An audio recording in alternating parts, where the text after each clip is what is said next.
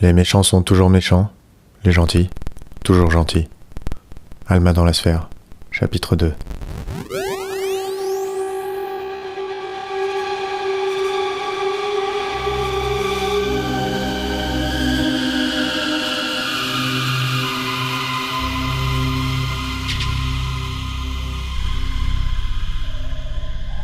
Tadeusz Talio grimpe les marches en béton d'un pas vif. Ses chaussures impeccablement cirées résonnent dans la cage d'escalier froide.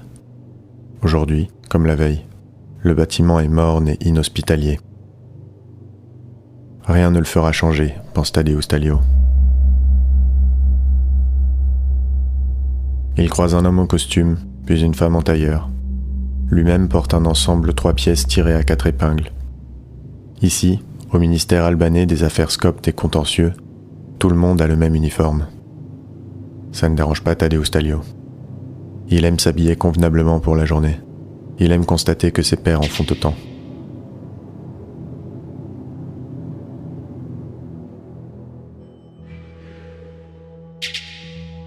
Arrivé à son étage, il traverse l'espace ouvert composé de bureaux sobres et d'ordinateurs.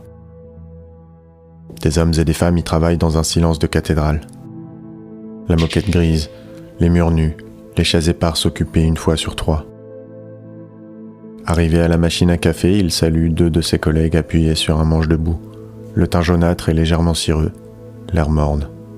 « Quelle nouvelle du front, Sokol ? Les méchants sont toujours méchants.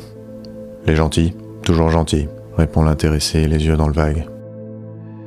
Il sirote son café distraitement. Son voisin lève la tête. « Et toi, Tadeusz Talio, toujours secrétaire ?» Tadeusz Talio répond ce qu'il répond chaque jour. « Comme toi, Marius Metuchy, jusqu'à ce qu'on ait besoin de moi ailleurs. » Tadeusz se sert un café à la machine et se dirige vers son bureau, juste devant la porte des toilettes. Il n'aime pas particulièrement son emplacement de travail. Le va-et-vient du personnel l'empêche de réfléchir. Mais il s'en accommode.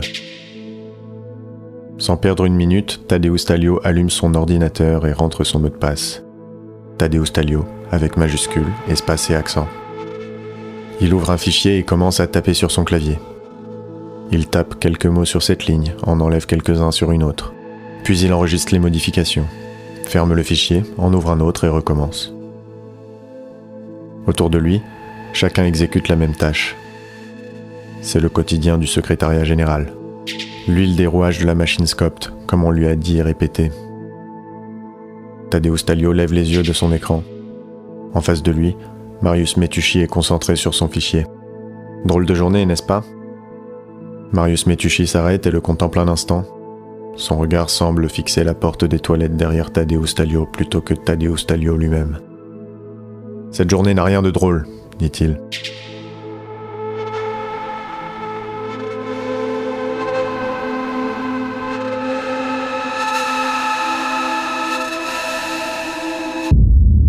À l'heure de manger, Tadeusz reprend les escaliers avec tous ses collègues, un cortège de costumes sombres, et se dirige vers la cafétéria du sous-sol. Chaque jour, il essaye de deviner ce qui compose la bouillie qui lui est servie. Elle est grise comme les murs, et sans saveur. Chaque jour, il nettoie son assiette sans rechigner. Marius Metuchy s'assied à côté de lui. « J'ai entendu dire qu'il n'y a presque plus de païens. Dans peu de temps, nous serons tous des Scopts. » Tadeusz Talio ne répond pas. Quelques minutes passent et son collègue s'exprime à nouveau. Intégrer le service des pisteurs est le plus grand honneur auquel un Scopt peut prétendre. Si j'avais de plus fines compétences, je me présenterais certainement. Tadeusz Talio acquiesce machinalement. Pour lui, le travail de secrétaire est satisfaisant. Comme dans toute administration, il faut mettre à jour les fichiers. Les fichiers ne vont pas se mettre à jour tout seuls. Alors, puisque sa vie ne ressemble plus à grand-chose depuis l'élévation des Scopt, Tadeusz Talio a proposé ses services au ministère des affaires Scopt et contentieux. On lui a offert un poste au secrétariat général. Depuis, il met à jour les fichiers. Il tape sur son clavier. Il boit 2 cafés par jour. Un de plus lui ferait mal au cœur. Il écoute les quelques commentaires de Marius Metuchy. Il enregistre les rapports du service des pisteurs. Il mange à la cafétéria le midi, puis il retourne modifier quelques fichiers. En fin d'après-midi, Sokol, son collègue de la machine à café, fait un arrêt à son bureau. Il sent le sapin et la fraîcheur de l'extérieur. Tadeusz crée un nouveau fichier à son attention. Aujourd'hui, j'ai suivi un jeune homme vers Stermen. J'avais comme un pressentiment. Il avait une petite maison tranquille en bord de route. L'étage du dessus pas fini, des travaux ou un truc comme ça. J'ai regardé par la fenêtre. Il y avait sa petite femme qui l'attendait sagement. Une chose en amène une autre et les voilà tous les deux nus. Les deux étaient impurs. Les deux.